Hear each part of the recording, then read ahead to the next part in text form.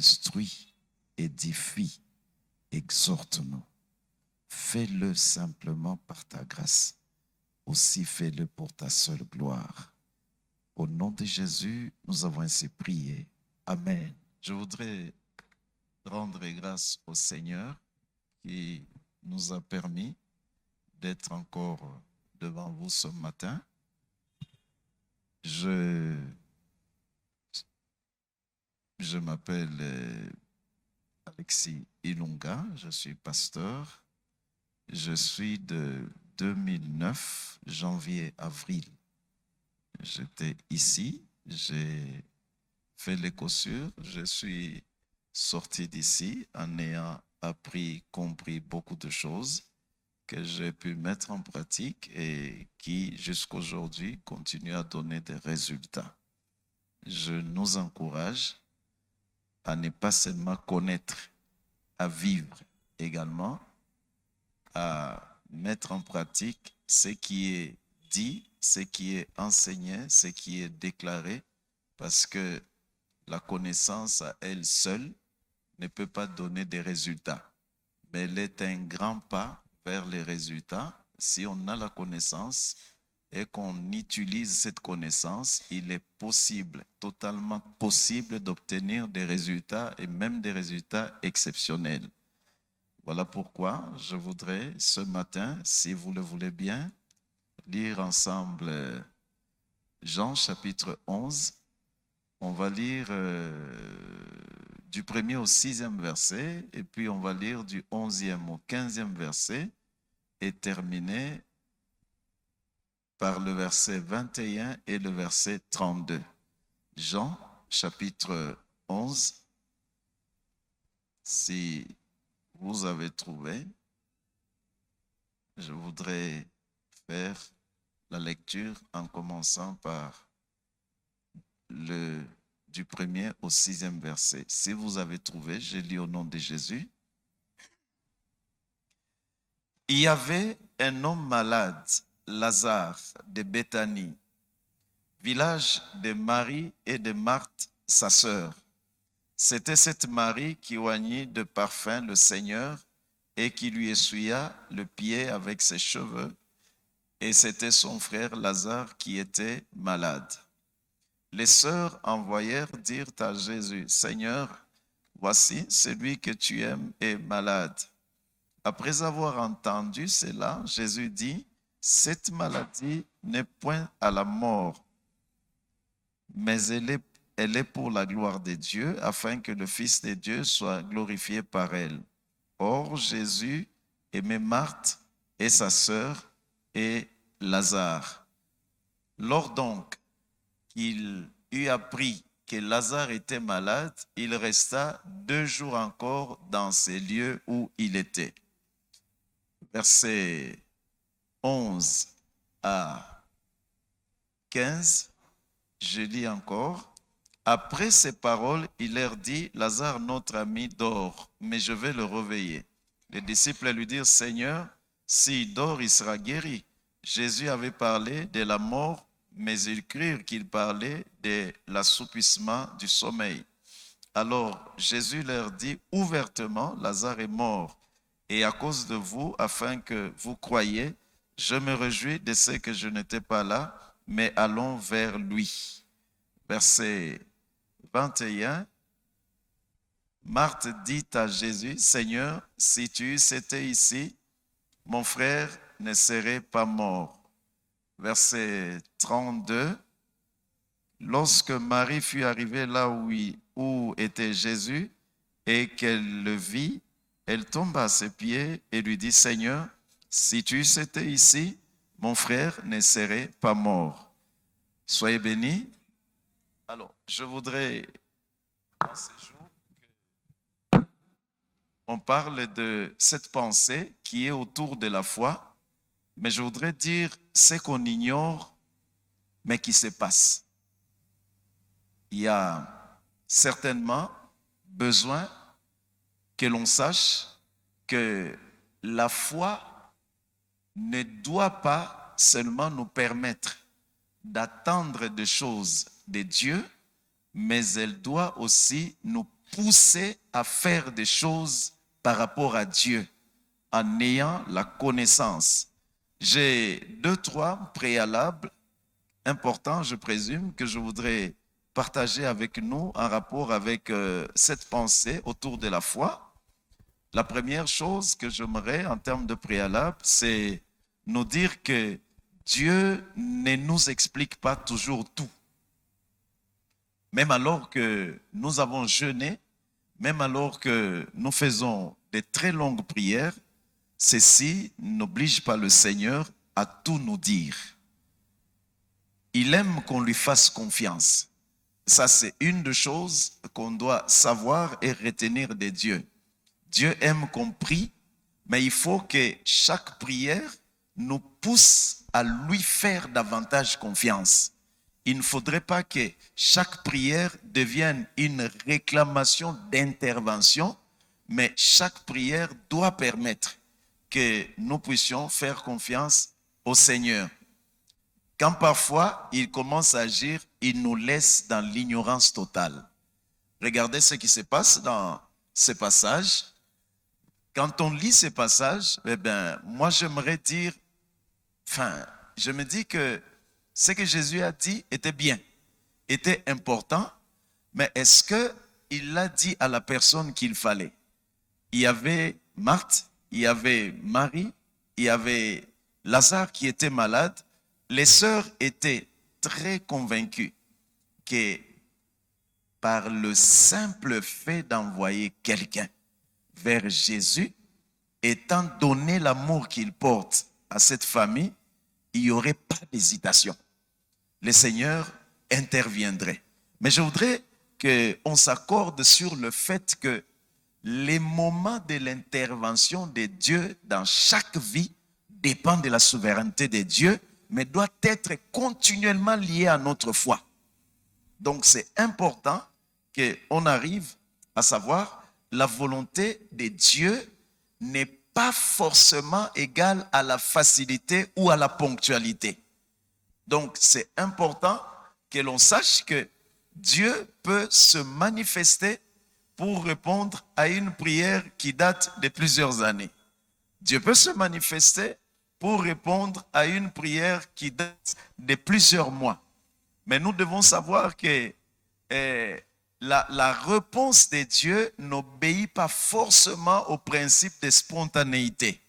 Mais la foi que nous avons en Dieu doit être permanente. C'est-à-dire, à chaque fois que nous sommes dans la présence de Dieu, nous devons à la fois lui faire confiance et nous attendre à lui. Parce que dans sa présence, tout peut arriver. Tout peut arriver n'importe quand, tout peut arriver de la manière la plus brisque, la plus inattendue, la plus imprévisible possible. Le Seigneur peut t'étonner. Parce qu'en fait, tout ce qu'il fait étonne toujours. Soyez bénis. Alors, le deuxième préalable que j'aimerais partager ensemble avec nous, c'est que je voudrais dire qu'il ne faut pas confondre le fait de ne pas savoir ce qui se passe avec le fait de penser que rien ne se passe. Donc c'est important. Il ne faut pas confondre le fait de ne pas savoir ce qui se passe avec le fait de penser que rien ne se passe. C'est-à-dire qu'on a souvent tendance, quand on a prié, je reviens. Je dis qu'il ne faut pas confondre le fait de ne pas savoir ce qui se passe avec le fait de penser que rien ne se passe. Parce que souvent, quand on n'a rien vu, la première tendance logique nous pousse à croire que rien ne se passe. Mais c'est vraiment des faits différents. Ici, Marthe et Marie n'ont rien vu. Mais de l'autre côté, Jésus est en train de monter un projet. Un projet pour lequel il ne leur a rien dit.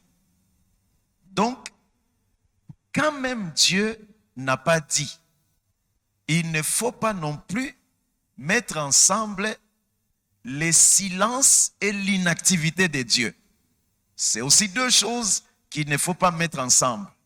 Le fait que Dieu n'ait rien dit à la personne principalement concernée ne veut pas dire qu'il n'est pas en train de rien faire.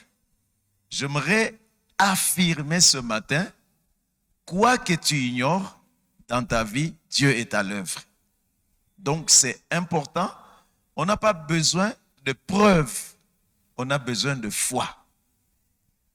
La foi doit être la preuve de notre confiance et non la preuve de l'intervention de Dieu.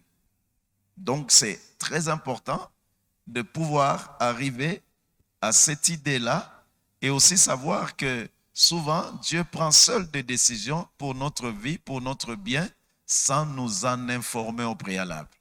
Regardez la décision, Jésus l'a prise sur Lazare, sur cette famille, mais il n'a pas estimé nécessaire de leur parler de ça.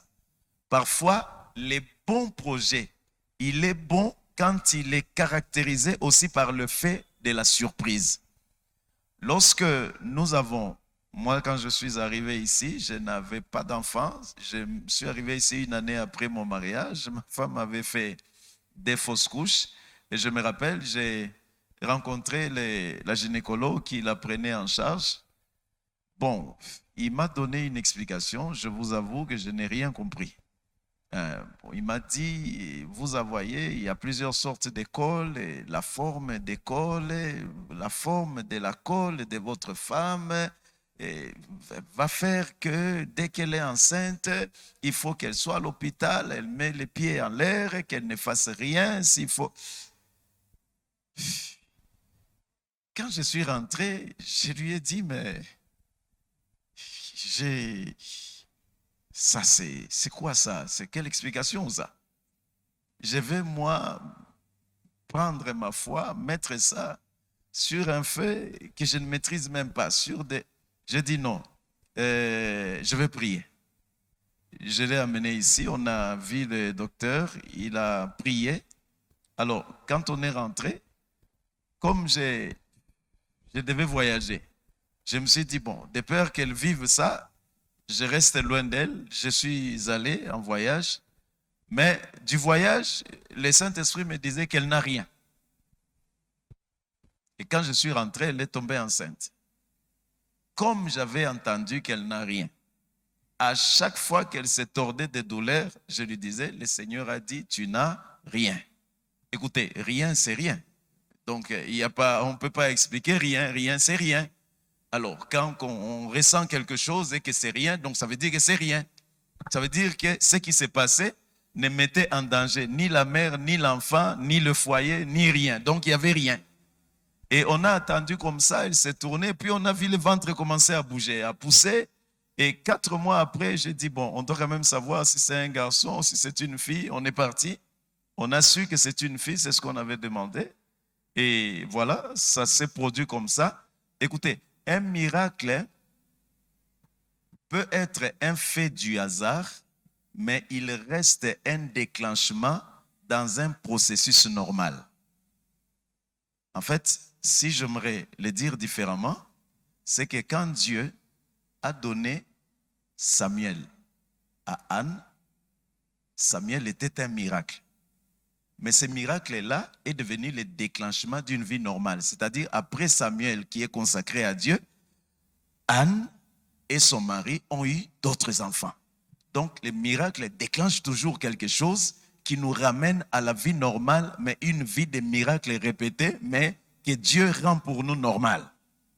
Donc, ça veut dire que ce qui aurait été anormal aurait été le fait que Anne reste avec un seul enfant. C'est ça qui aurait été anormal. Mais le déclenchement a rendu un certain nombre de choses normales. Alors, moi, quand j'ai eu mon premier enfant, ça veut dire que je n'ai plus fait de prière dans le sens là. Seigneur, fais encore. Non. Ce que Dieu avait déjà fait là était un déclenchement qui allait rendre la suite normale. Alors, la suite normale est le fait que j'ai 4 enfants, j'ai 2 filles, 2 garçons. Donc, ça veut dire que le premier, on a prié. Les seconds, on a rendu grâce parce qu'il était déjà en train d'arriver. Donc, il faut que tu saches qu'un miracle laisse les choses courantes ouvertes dans ta vie. Les miracles, le premier miracle donne lieu à d'autres miracles. C'est-à-dire, Anne a dit à Dieu, si tu me donnes un garçon, je vais le prendre et te le confier. Dieu a dit, si je donne un garçon, je vais le donner pour qu'elle réalise sa promesse. Mais après, Anne n'est plus allée au temple chercher des enfants. Le fait est que quand elle a donné Samuel à Dieu, Dieu lui a maintenant donné d'autres enfants.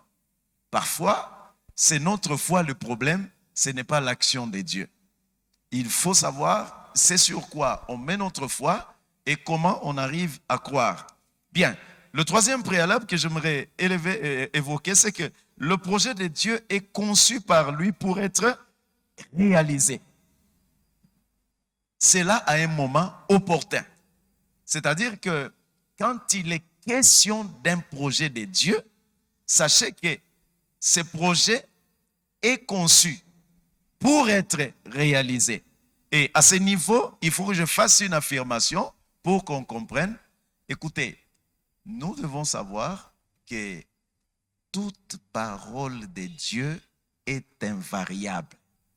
C'est-à-dire, il est caractérisé par le principe d'invariabilité. Mais l'invariabilité n'implique pas la personne ou la situation. C'est le caractère de la parole. Ce n'est pas le caractère de la personne qui a reçu la parole. Ce n'est pas le caractère de la situation. Qu'est-ce qu'il faut comprendre? Quand Dieu a dit, tu seras béni, il est possible que tu vives un certain nombre de choses qui ne correspondent pas totalement à ce qu'il a dit.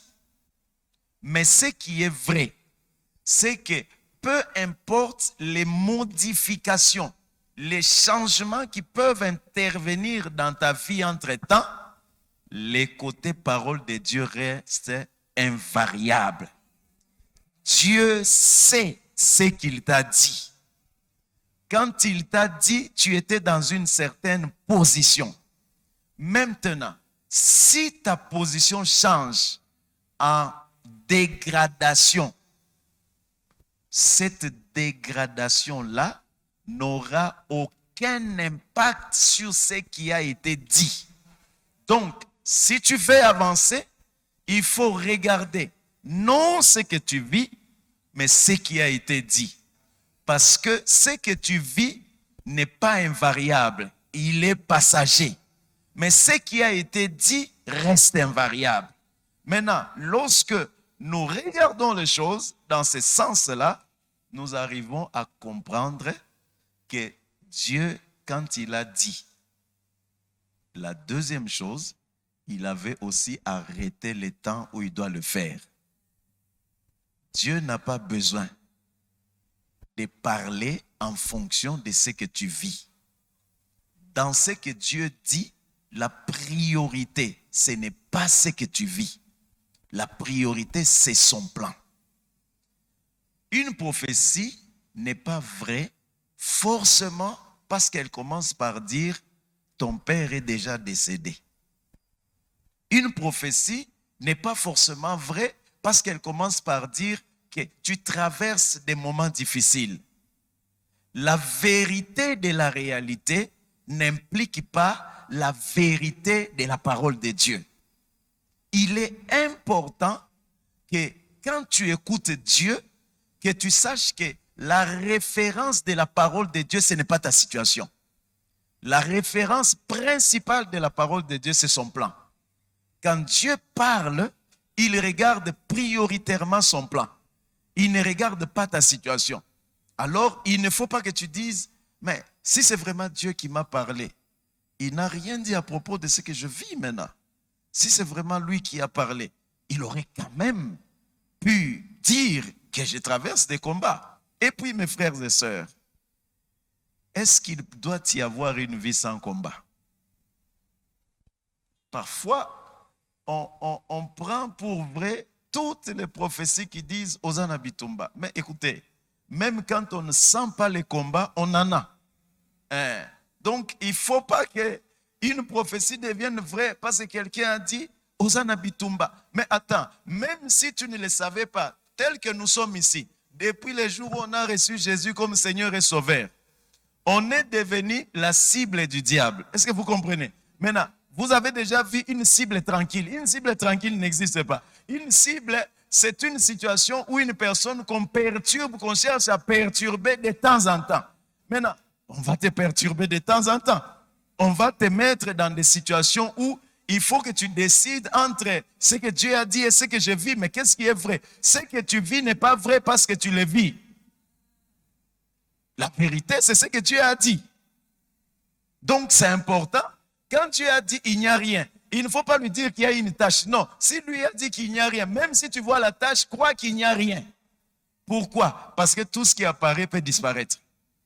Il n'y a qu'une seule chose qui reste invariable, c'est la parole de Dieu.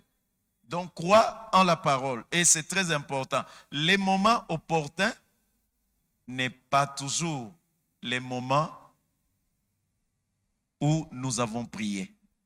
Parce que même la prière, pour que Dieu réponde, il regarde à sa souveraineté. Alors, on a fini ces 3 préalables. J'ai 3 objectifs importants que je voudrais suivre ici. Alors, regardez un peu ce qui se passe dans ces passages.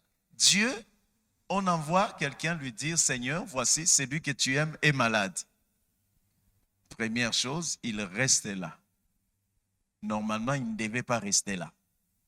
Donc, il a décidé de rester là. Ça veut dire qu'il faut qu'on ne perde pas de vue que la prière n'oblige pas Dieu. Donc, il a appris qu'on a besoin de lui. On a besoin de lui à un autre endroit. Mais lui a décidé de rester à un autre endroit. Qu'est-ce qu'il faut comprendre? Même quand Dieu ne t'a pas répondu séance tenante, il a écouté ta prière. C'est important qu'on arrive à le comprendre. C'est-à-dire, toute prière faite en fonction de la parole de Dieu, Dieu l'a exaucé. Quand vous lisez 1 Jean chapitre 5, versets 14 à 15, je crois qu'ici à l'Écossur, on a répété ça souvent, nous avons auprès de lui cette assurance que si nous demandons quelque chose selon sa volonté, nous savons qu'il nous écoute. C'est ce principe-là. C'est-à-dire que Dieu t'écoute à chaque fois que tu pries. Maintenant, il ne faut pas confondre t'écouter et te répondre. Ça, c'est 2 choses qu'il faut bien distinguer. Regardez les verbes qui sont utilisés, les 2 en tout cas, dans Marc chapitre 11, verset 24. La Bible dit, tout ce que vous demanderez en priant, croyez que vous l'avez reçu et vous le verrez. Il y a un verbe qui est conjugué au présent, croyez tout de suite que vous l'avez reçu, mais ce que vous venez de recevoir là ne se manifeste pas là.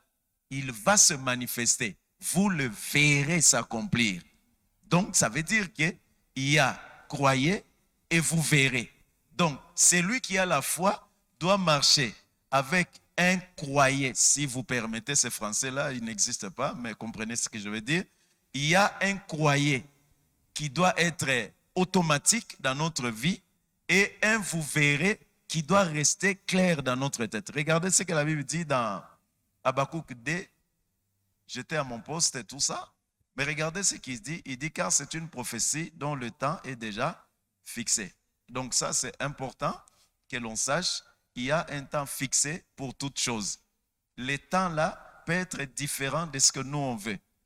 Écoutez, Marthe, quand elle réagit, elle dit, Seigneur, si tu avais été ici, mon frère ne serait pas mort. Il y a aussi des chrétiens qui prient comme ça.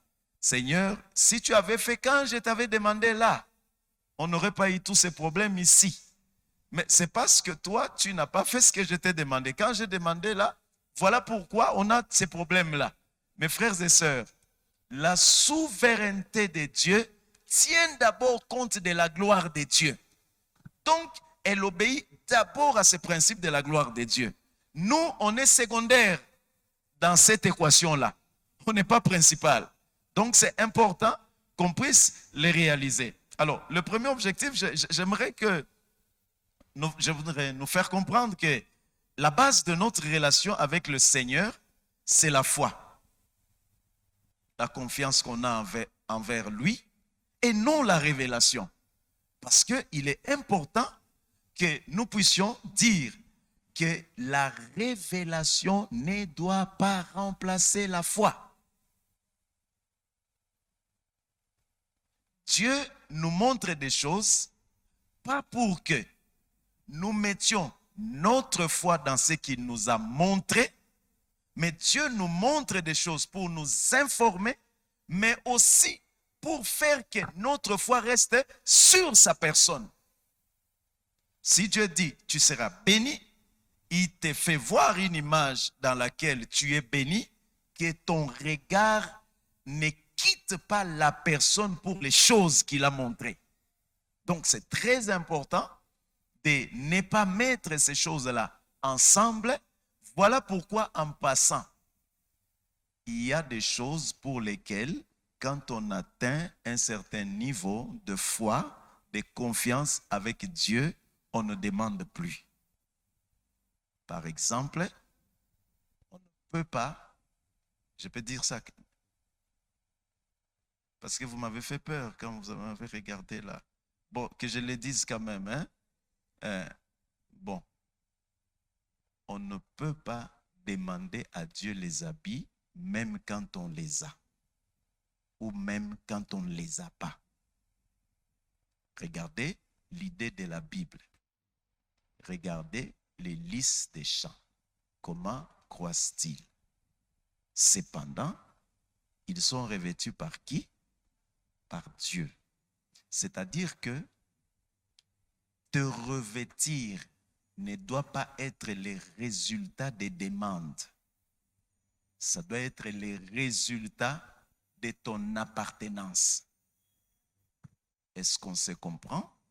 Donc, ça veut dire que tu seras vêtu parce que tu appartiens au Seigneur.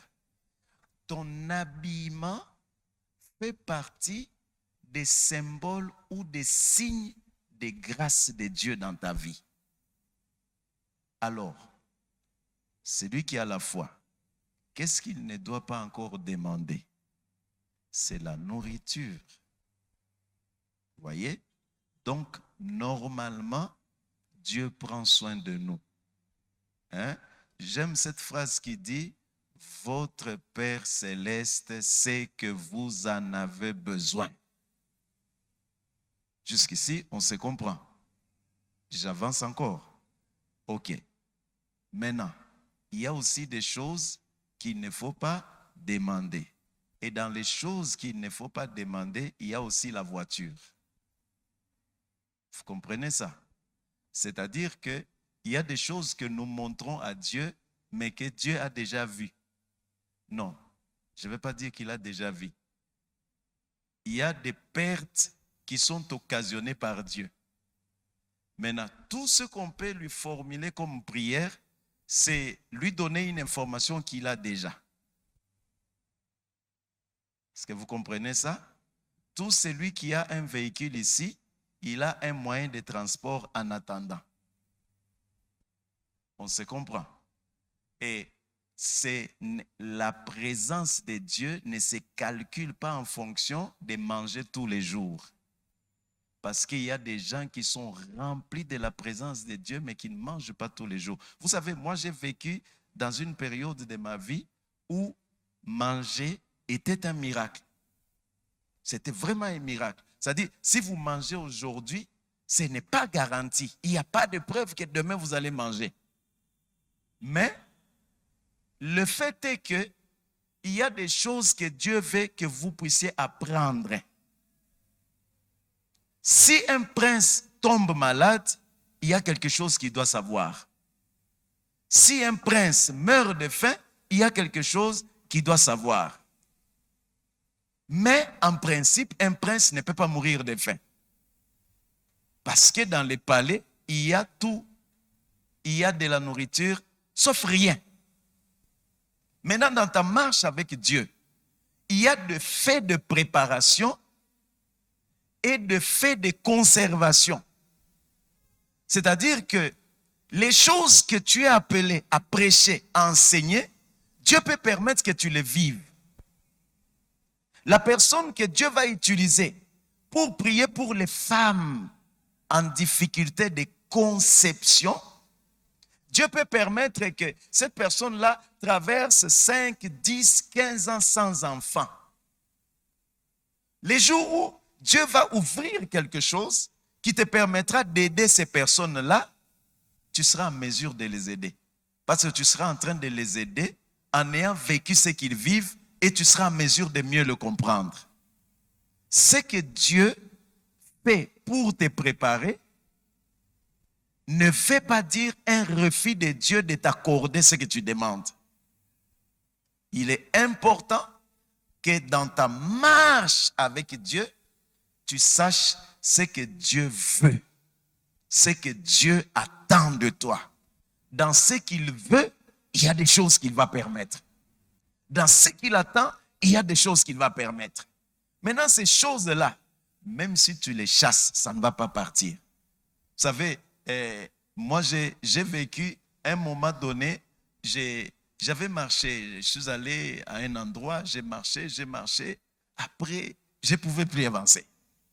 Alors, j'ai fait la prière, enfin, moi, j'ai pensé que c'était une prière, mais c'était une erreur que je faisais. Donc, en fait, il y a ici aussi des gens qui, en priant, pensent qu'ils prient, mais en fait, ils sont en train de faire des erreurs. Erreurs de calcul, erreurs d'appréciation. Je venais à l'écossure au coin là, je descendais. Ah, vous savez, la période où nous on a fait écossure, on a rangé ces tronçons ici. Alors, conséquence, il y avait des pierres partout. Ça, c'était ici. Ici, derrière, il y avait des flaques d'eau à côté, flaques d'eau. Mes frères et sœurs, Dieu a voulu que j'apprenne. Je venais, parfois, j'ai rencontré maman Francine au coin là, j'ai dit à mes seigneurs, ça, j'entrais, j'ai porté ces documents, j'ai m'asseyais. Le trajet était court. Après, je venais avec quelqu'un depuis Kitambo. Après, il m'a dit, mais ma femme est grosse, il a 8 mois. On ne peut pas entrer à l'intérieur pour te prendre. Il faut que tu sortes sur la grande avenue. Mais c'est ça, la grande avenue là, sortir là, qui était tous les problèmes. Écoutez, quand Dieu te demande quelque chose qu'il sait que tu peux faire difficilement, ce qu'il veut savoir, c'est ce que tu es prêt à faire pour lui. Ce n'est pas ce que tu vas souffrir, mais c'est ce que tu es prêt à faire pour lui, en n'ayant pas le moyen que tu aurais souhaité. Vous comprenez ça? Donc, c'est comme ça que, quand le temps là est arrivé, j'étais assis au bureau, quelqu'un est venu, il me dit, en me tendant les clés d'une voiture, il dit, bon, écoutez, moi je pense que ça doit être votre voiture. Et c'est comme ça. Mais avant, quelqu'un est venu. Il est venu, il m'a tenu un discours que je comprenais à peine. Vous savez, moi, je ne me bats pas pour comprendre des choses compliquées. Il vient avec un Français, pasteur, ça fait quelques mois que je prie ici. J'ai comme fait un constat. Quand j'arrive, je répare. Je vous trouve au bureau, mais je ne sais pas comment vous arrivez. Quand je pars, je reviens, je vous trouve à la maison, je ne sais pas comment vous rentrez. J'ai dit, frère, c'est un bon Français, il est très stylé, mais écoutez, qu'est-ce que vous voulez? Qu'est-ce que vous cherchez à dire? Alors il me dit, je vais mettre mon véhicule à votre disposition. J'ai dit, ça par exemple, vous pouviez commencer par ça. Il ne faut pas commencer les choses compliquées. Maintenant, vous voulez qu'on fasse comment? Non, prenez un chauffeur. J'ai pris un chauffeur et j'ai utilisé ce véhicule-là. Un jour, sa femme dit, j'ai besoin de ce véhicule-là. J'ai dit, Seigneur, c'est ça que je ne voulais pas. C'est ça que je ne voulais pas, que quelqu'un fasse un sacrifice qui peut perturber les choses chez lui. Et la semaine qui a suivi, Dieu a donné quelque chose à nous-mêmes. Et après, quand cette chose-là a commencé à s'abîmer, vous savez, le véhicule est un moyen sûr de déplacement. Maintenant, si vous sortez et que vous arrivez, vous dites, ouf, on est arrivé. Et vous commencez à vous demander si vous devez rentrer, alors sachez que ce que vous vivez est déjà pris en compte. Vous voyez? Maintenant, la prise en compte de Dieu n'implique pas votre prière, ça implique votre foi. C'est ce qu'il faut comprendre. Et Un jour, on s'est retrouvé avec un autre véhicule, simplement. Alors, combien a été mis dedans? C'est celui qui donne le moyen qui permet que des choses se fassent. C'est ça le plus important. Donc, il faut partir du principe qu'on a besoin de la foi, même si on a besoin de la révélation, c'est la foi qui est la plus importante. Donc, nous devons prier pour que nous ayons la foi et nous ne devons pas prier en priorité pour que nous ayons la révélation. Il ne faut pas qu'on fasse l'époque de David. Seigneur, est-ce que je peux aller me battre? Oui, tu peux aller te battre. Seigneur, si je vais aller me battre, toi tu me donneras la victoire. Oui, je te donnerai la victoire. Est-ce que je peux partir maintenant? Oui, tu peux partir maintenant. Où est la foi dans tout ça? Nous avons besoin de la foi. Deuxième objectif, j'aimerais que l'on sache que l'ainsi dit l'Éternel, on l'a dit, la parole de Dieu, a comme caractère principal l'invariabilité. C'est-à-dire que les choses de Dieu ne changent pas, même pas par virgule, lorsque le temps passe. Le principe est que, je disais que l'ainsi dit l'Éternel a comme caractère principal l'invariabilité. Ça ne change pas, peu importe le temps qui s'écoule. Écoutez, j'ai dit également que la dégradation d'aucune situation ne doit nous pousser à revoir ou à se réinterroger sur ce que le Seigneur avait déjà dit. Je reprends, je disais que l'ainsi dit l'Éternel a comme caractère principal l'invariabilité, le fait que ça ne change pas. Ce que Dieu dit ne change pas. Alors, cela ne change pas, peu importe les temps qui s'écoulent, n'est-ce pas?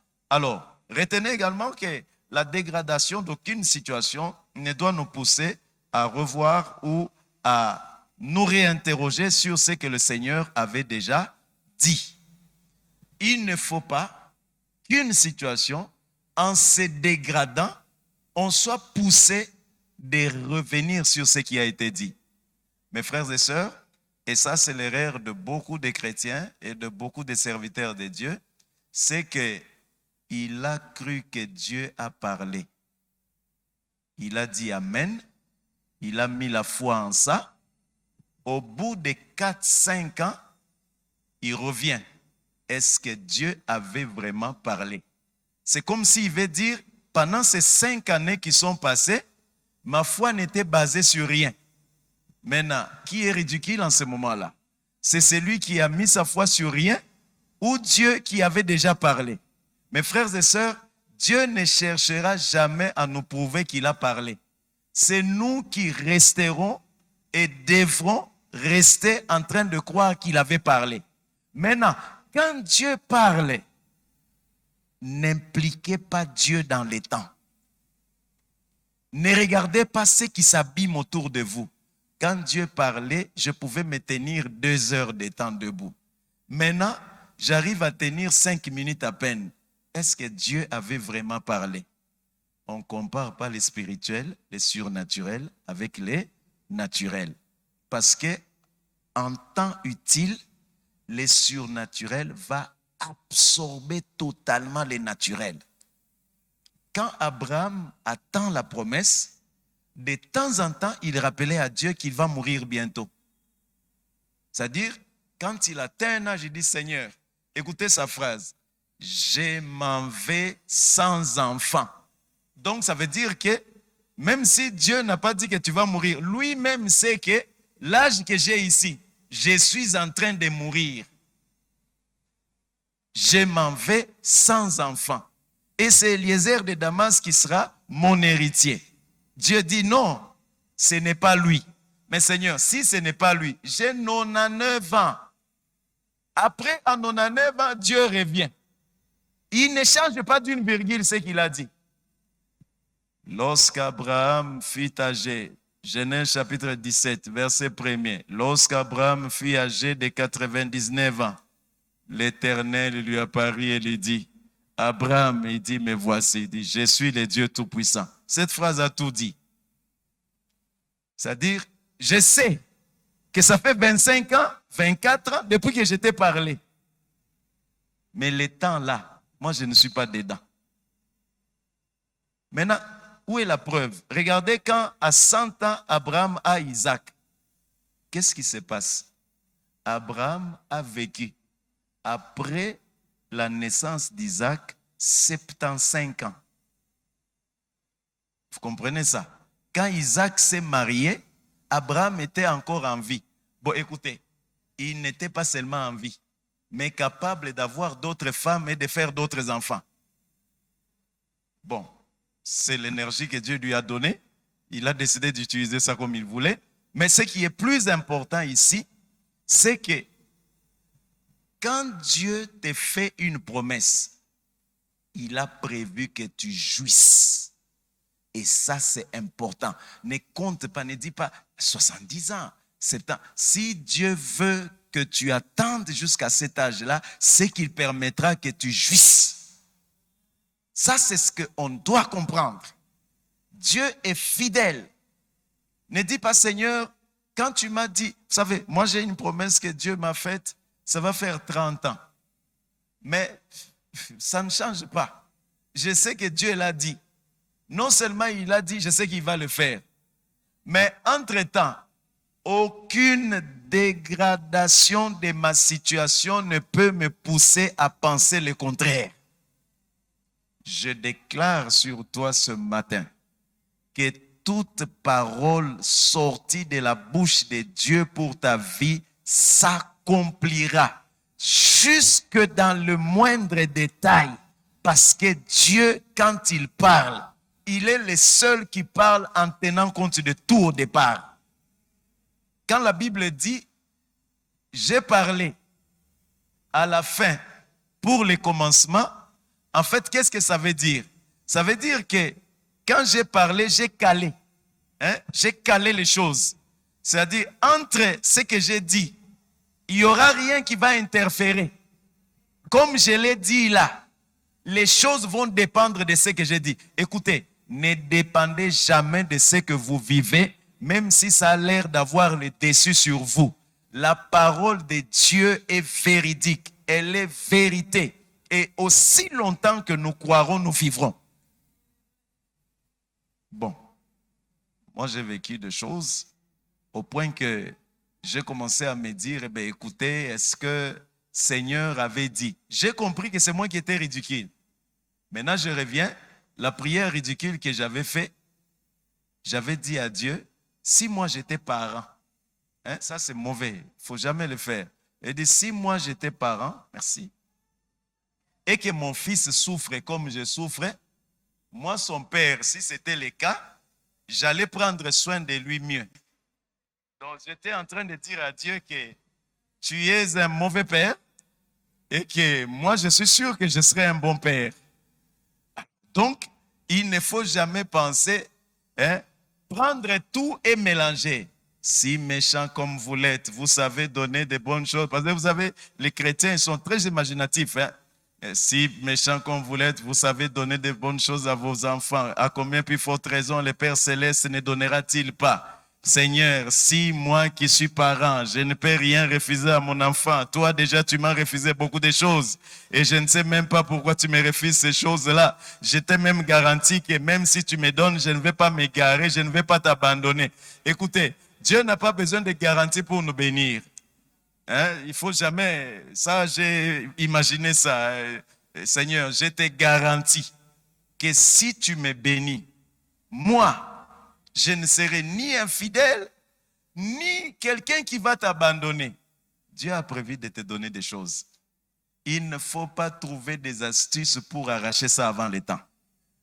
Il y a un temps prévu par Dieu. Et ce temps-là, il ne faut pas dire non, je vais taper des connexions compliquées et Dieu va faire que je puisse avoir ça. Mes frères et sœurs, le Seigneur a des choses qu'il a prévues. Souvenez-vous que nous parlons des choses qu'on ignore mais qui se passent. Donc ça veut dire que les choses que nous vivons, ce n'est pas des choses qui tombent tous les jours. C'est des choses que Dieu a déjà prévues, qu'il est en train de libérer progressivement. Il y a des gens ici cette année qui vivent des prières qu'ils avaient faites il y a 10 ans. Il y a des gens qui vivent aujourd'hui une grâce. Vous savez que moi quand je m'étais marié, je suis vraiment parti au grand marché. L'argent que j'avais pour la chemise là, avec col papillon là, ne pouvait me permettre que de prendre une chemise, les prix qu'on me proposait. La chemise là m'avait coincé comme ça et je n'avais pas d'autre choix. Je suis rentré. J'ai porté cette chemise-là le jour de mon mariage. Vous savez, par l'enfance, là, j'ai dit, Seigneur, si moi, mon enfant se marie, il sera fier de moi. Donc, j'étais en train de dire à Dieu, toi, tu n'es pas un bon père. Regarde comment je suis habillé. Alors, finalement, vous savez ce qui s'est passé? 7 mois après mon mariage, Dieu a étendu sa main. J'ai acheté du coup 14 chemises. Maintenant, dans les 14 chemises, il y avait 3 chemises avec col papillon. C'était des chemises qui venaient de Londres. J'ai dit, Seigneur, je n'avais pas demandé beaucoup. Je n'avais demandé que ça.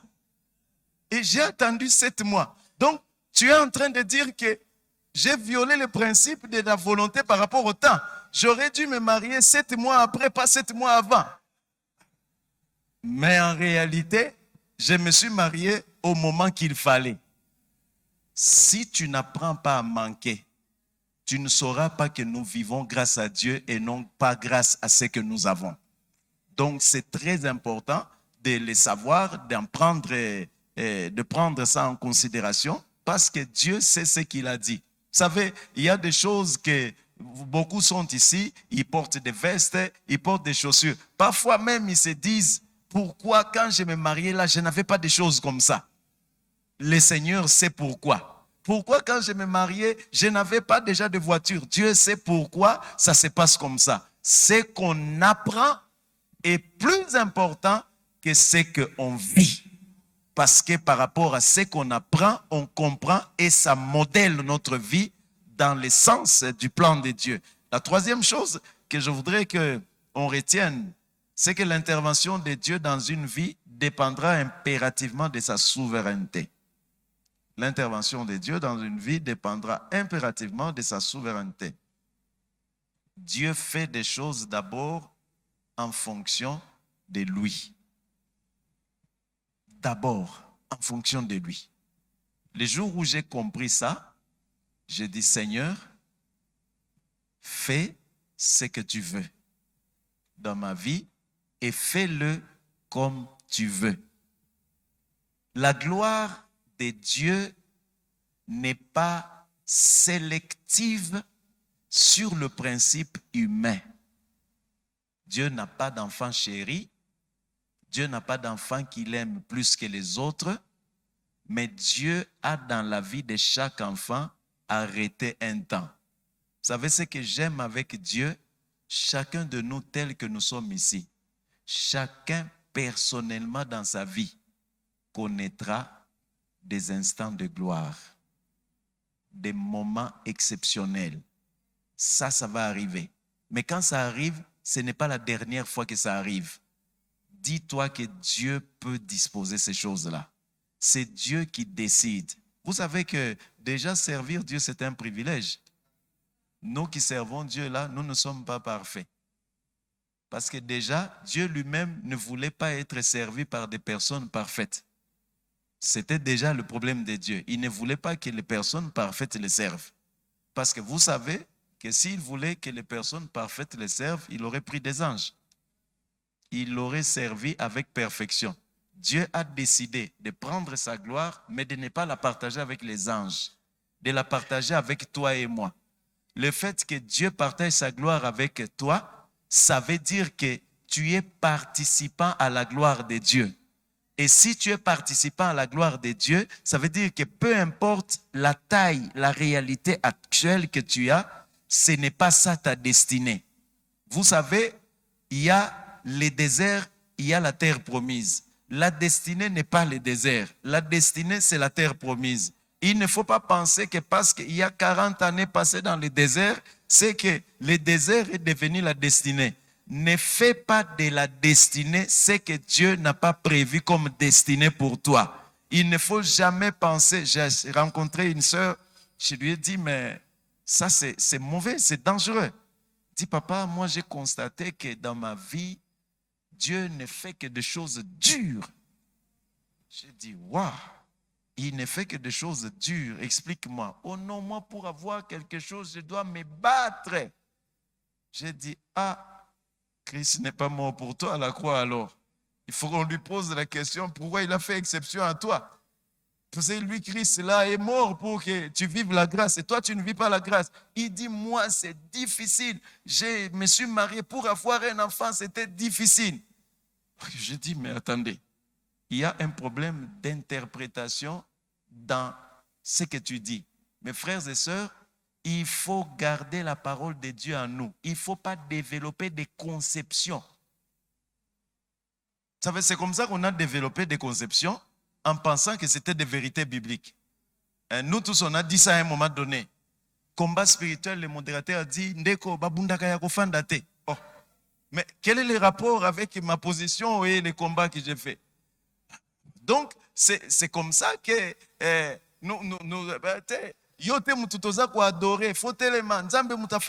mais Dieu n'est pas assis sur une chaise comme ça. Son trône n'a rien à voir avec une chaise comme ça. Si moi je m'assois sur une chaise comme ça, je peux m'asseoir. Mais le Seigneur, lui, n'a pas besoin d'une chaise comme ça pour régner. Il ne règne pas sur des chaises rouges comme ça. C'est-à-dire, le Seigneur, et c'est lui. Donc, on a accumulé des choses. On a pensé que Dieu, moi je suis un serviteur à qui Dieu répond du tic au tac. Ce n'est pas un verset biblique. Parce que Dieu est souverain. C'est ce qu'on est en train de voir. L'intervention de Dieu dans une vie dépend totalement de sa souveraineté. C'est-à-dire que avant que Dieu ne fasse quelque chose dans ta vie, il va vérifier 3 choses.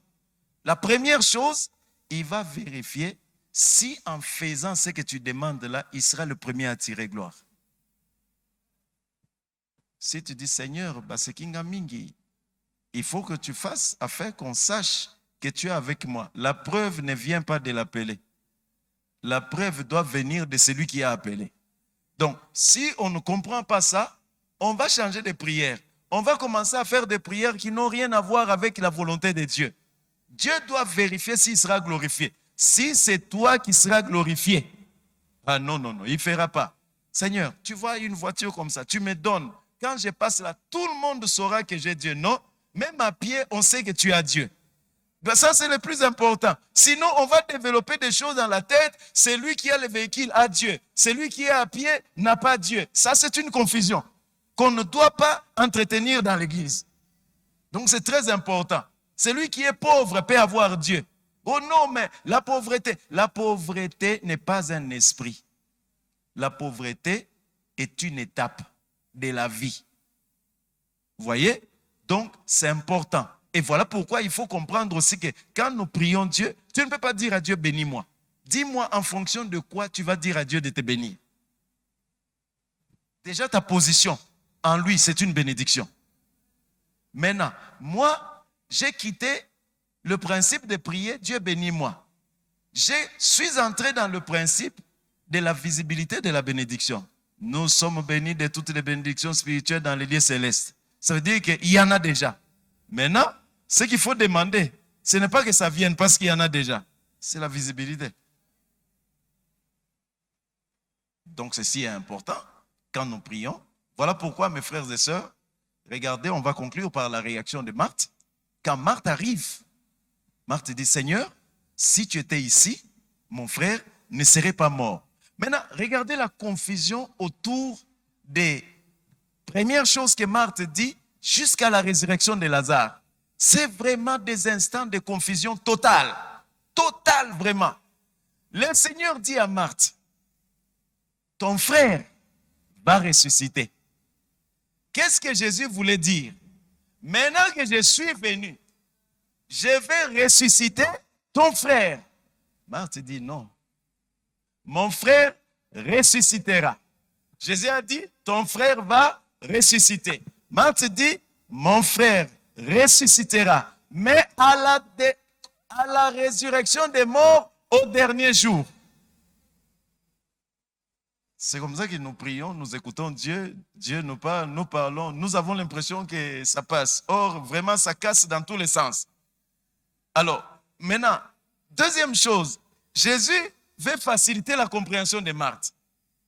Il dit, si tu crois là, tu vas voir qu'il va... Il dit, non, je crois. Il va plus loin. Je crois que tu es le Fils de Dieu qui devait venir dans le monde. Jésus pense que Marthe comprend. Ils avancent encore. Il résistera au dernier jour. Il dit, ok, moi, je suis la résurrection des morts et le dernier jour. Qu'est-ce que ça voulait dire? C'est-à-dire que ce que tu attends là est devant toi. Donc c'est aujourd'hui ton dernier jour. Il dit non au dernier jour. Ils arrivent devant la tombe. Jésus dit, ôtez la pierre. La personne qui avait dit j'ai cru a dit non Seigneur. Il sent déjà. Oh. Donc tout ce que j'ai essayé de te dire là, vous savez, les comportements de beaucoup de chrétiens poussent Dieu à réfléchir. On déclare. Quand tu arrives devant les faits, on se demande si tu avais déclaré. Bon, tu avais déjà déclaré, ça c'est indiscutable. Est-ce que tu avais cru quand tu as déclaré? Alors, il dit, non Seigneur, il sent déjà. Mais Marthe, je t'ai dit, n'étais-je pas dit que si tu crois, j'ai parlé de la... C'est-à-dire, l'impossible chez Dieu n'existe pas.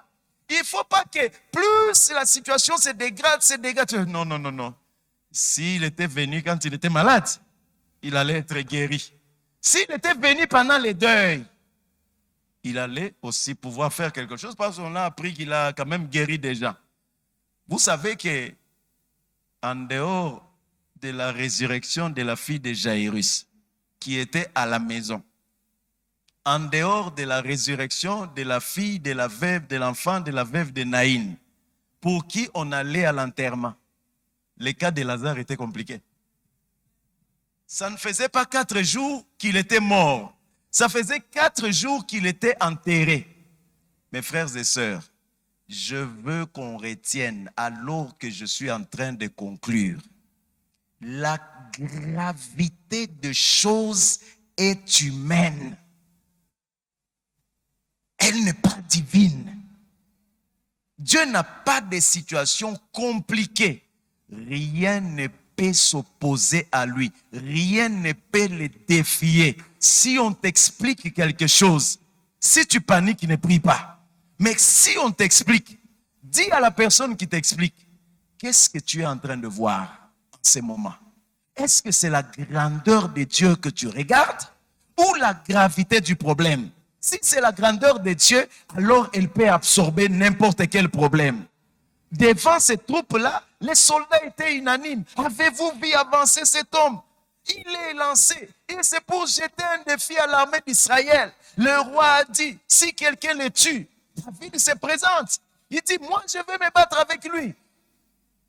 Ça, il dit, mon enfant, regardez le langage de Saül.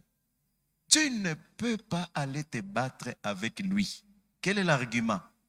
Lui, il est un homme de guerre dès sa jeunesse. Est-ce que je peux vous poser une question? Vous avez lu l'histoire de la jeunesse de Goliath quelque part que Saül pouvait connaître? Il est un homme de guerre depuis, il a imaginé. Et toi, tu n'es qu'un enfant. Il dit non, va, je vais me battre avec lui. Le seul problème, c'est la confusion. David regardait Dieu et l'autre regardait Goliath. Tant qu'on regarde à Dieu, Goliath est petit.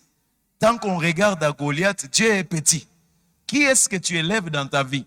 C'est Dieu que tu diminues ou c'est les problèmes que tu diminues? Donc, pour tout problème, il y a une solution. Donc, c'est la conclusion que j'aimerais qu'on fasse ce jour en sachant que Dieu est en train de prévoir des choses. La gloire, la résurrection de Lazare était décidée pendant qu'il était malade. C'est ça qui était ignoré par Marthe et Marie. Ton intervention est déjà décidée et arrêtée par Dieu. Tu te réveilleras un matin dans autre chose. Tu vois, la Bible dit, des nations marcheront à ta clarté. Pasteur, vous comprenez ce que je dis là? Donc, ça veut dire que quand il se fera des choses dans votre vie, dans votre ministère, que même si on part évangéliser, on va vous dire là-bas, ah, c'est quelle église? Ah, non, non, non, nous-mêmes, on avait prévu d'y aller. Donc, vous avez bien fait de nous rappeler, mais on viendra. Ça veut dire que quand Dieu se manifeste, il crée de l'attraction autour de nous et tout ce qu'il promet, il est aussi capable de le réaliser. Lorsque tu marches avec Dieu, ne laisse pas le temps te perturber. Lorsque tu marches avec Dieu, ne laisse pas la situation qui se dégrade te faire croire autre chose. Ce que Dieu a dit reste valable. Ça reste valable, peu importe le temps, peu importe les circonstances, ça reste valable. Ce que Jésus avait dit est resté valable. Lazare, notre ami, dort, mais je vais le réveiller. Il est arrivé à la tombe de Lazare, il a dit, Lazare, sors. Mais dès le départ, il avait dit, notre ami Lazare dort, je vais le réveiller. Jésus a réveillé Lazare. La parole de Dieu dans ta vie va s'accomplir. Peu importe le temps, l'âge que tu peux avoir, Dieu n'a pas besoin d'âge. Tu peux atteindre 60 ans, tu peux atteindre 70 ans. Tu peux te dire, à 80 ans, qu'est-ce que je peux faire? À 99 ans, Dieu a donné à Abraham la force de vivre encore 76 ans. C'est parce que c'est Dieu qui décide. Ton corps ne décide pas. Ce qui est courbé aujourd'hui, demain, Dieu peut le redresser. Ce qui a perdu l'éclat, Dieu peut remettre l'éclat demain. Ce qui ne va pas aujourd'hui, Dieu peut faire que ça marche déjà. Tout dépend de Dieu. Si quelqu'un avait reçu quelque chose, disons merci au Seigneur pour ce matin. Prions au nom de Jésus.